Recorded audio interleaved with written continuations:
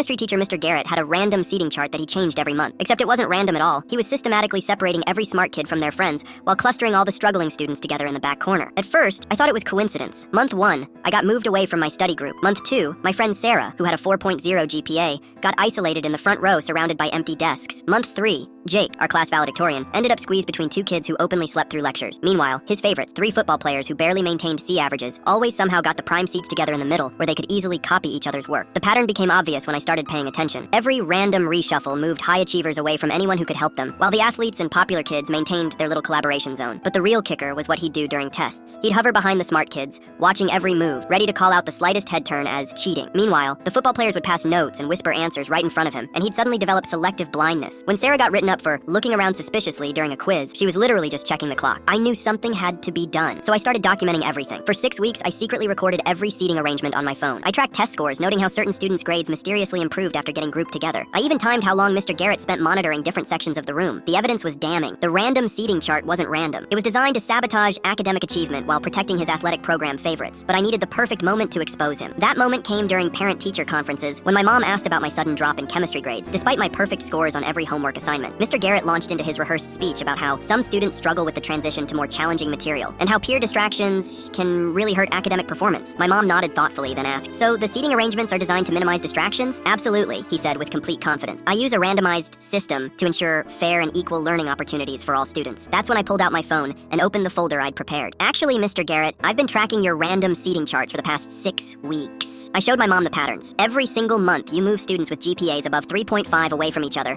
while keeping the same 3 students together in the center. His face went white as I scrolled through the evidence. Here's the grade correlation data. These 3 students' test scores improved by an average of 23 points after you started grouping them together, while students you isolated saw their scores drop by an average of 15 points. My mom's expression shifted from confused to furious as she studied the data. "And here," I continued, pulling up my timing logs, "is how you spend 73% of your monitoring time watching the students in the isolated seats, while spending less than 12% watching the center group during tests." Mr. Garrett started stammering about misinterpretation of data and coincidental patterns. "Coincidental?" I asked. "Like how coincidental it is that all 3 students in your protected zone happen to be starting players on the football team that you assistant coach." My mom stood up slowly, her voice deadly calm. "Are you telling me that you've been deliberately sabotaging my daughter's education to inflate the grades of your football players?" The meeting ended with Mr. Garrett frantically calling the principal, while my mom demanded an immediate investigation. Within a week, 3 other parents had come forward with similar concerns after my mom shared my findings on the parent Facebook group. The school board reviewed every seating chart from the past 2 years and found the same systematic pattern in all of Mr. Garrett's classes. He was quietly transferred to a different school district at the end of the semester, and the football team lost their chemistry eligibility booster. Best part? My new chemistry teacher uses alphabetical seating. My grades went back up immediately.